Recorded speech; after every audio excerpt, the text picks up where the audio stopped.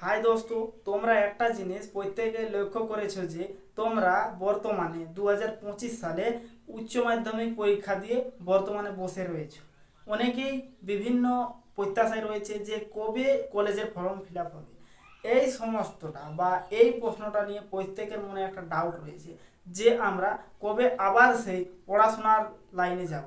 এখন অনেকেই ছাত্রছাত্রী কি রয়েছে, মাধ্যমিক দেওয়া নয় সরি এইচএস দেওয়ার পর আমরা বসে রয়েছে, বসে অর্থাৎ কোনো কাজ নেই অর্থাৎ রয়েছে যারা যে পাচ্ছে সেটা করছে, কিন্তু কলেজ অ্যাডমিশন হওয়ার জন্য তারা বিভিন্নভাবে প্রিপারেশন নিচ্ছে।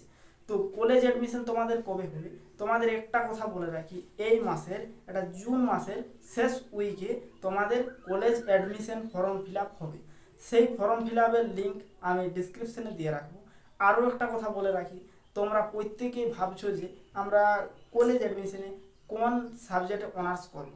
তো আমি তোমাদের জন্য একটা সব থেকে বেসিক ভিডিও নিয়ে আসবো, যে ভিডিওটাতে তোমাদের জানাবো কোন সাবজেক্টে, যেমন বাংলা, ইংরেজি, ইতিহাস, ভূগোল, প্রত্যেক সাবজেক্টে কোন কোন টপিক নিয়ে আলোচনা করা হয়েছে। যেমন ইতিহাস, ইতিহাস সম্পর্কে আমরা সম্পূর্ণভাবে কি জানবো, ইতিহাস অনার্স নিলে কী কী নিয়ে বিষয় আলোচনা করা হবে, সেই সম্পর্কে ফুল রিভিশন দেওয়া থাকবে ওই ভিডিওর মাধ্যমে।